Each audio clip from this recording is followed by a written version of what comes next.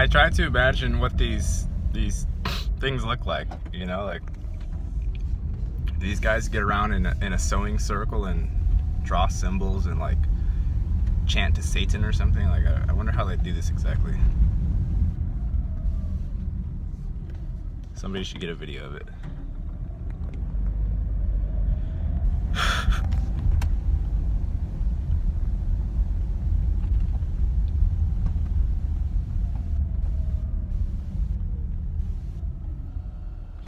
I don't know if any events occurred yesterday or not. You know, physical events or any trauma stuff out there, I don't know. But the latter half of the day, whatever they were doing in their chanting sewing circle, I was definitely feeling. But it's over now, so.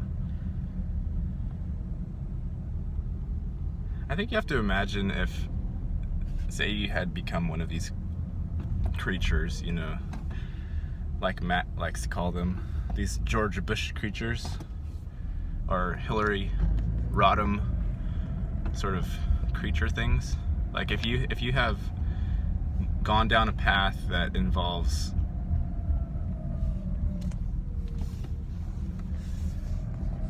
whatever it is that they're doing, whatever levels of nasty, torturous, sacrificial stuff that they do.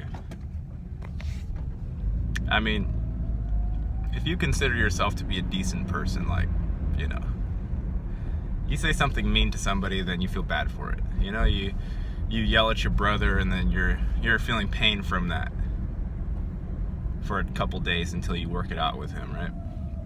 You're a pretty decent human being.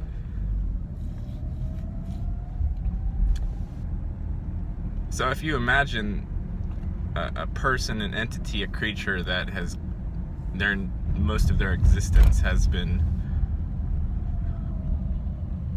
sustained by stealing,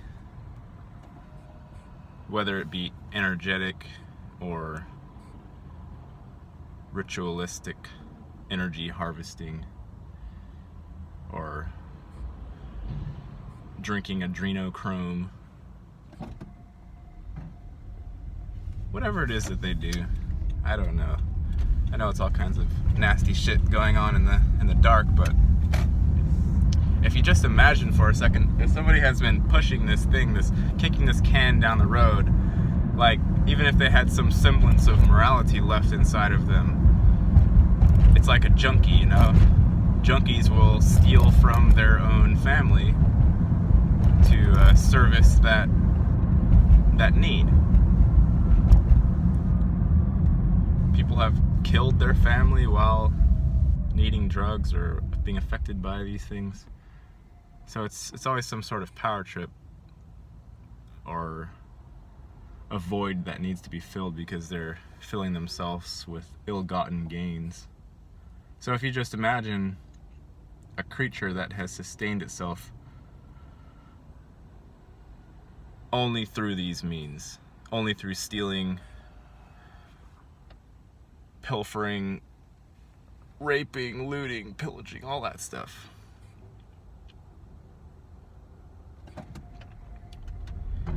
And just imagine that they had to relive as part of just regular, you know, karmic balance. They had to relive just one of the people or the beings or the entities that they tortured or raped or killed or involved in ritual abuse. Just imagine that they had to relive. They had to be that person. They had to live that experience on the other half. So if while they were doing that to somebody, okay, well, when the thing comes around, then they, as a matter of natural balance, now get to experience what they did from the other side, from directly inside of the person that they did it to. Just imagine that they were gonna have this happen with one of the beings that they fucked with. Okay? And then now imagine that they got wind of the notion that not only were they gonna have to relive it through body and eyes of one of the beings that they did it to, but they have to do it with every single being that they did it to. All of them.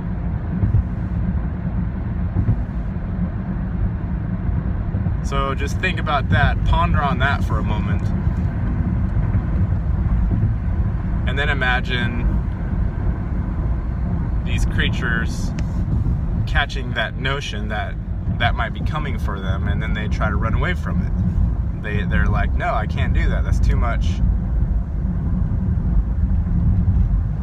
They think they can't do it. They probably can't do it. It's a nice sunset. I mean sunrise. I think it's a sunrise.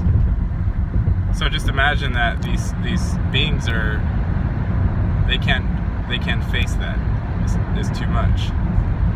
So instead of, say, trying to turn the life around and, you know, however you do it,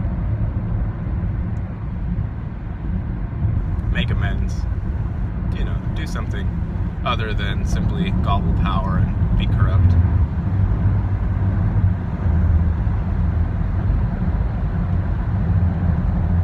That's why this stuff keeps happening, because they're running away from it. They don't want to face the things that they've done. They don't want to acknowledge it. And that's why we have all this stuff continuing on. But of course, they're going to have to. Whoever does anything, you have to face it some way, somehow. Many people have... John, if you're watching this, of course, you know what I'm talking about. When I did the first video with him, he had his near-death experience. Part of what he experienced was reliving his entire life, the whole thing,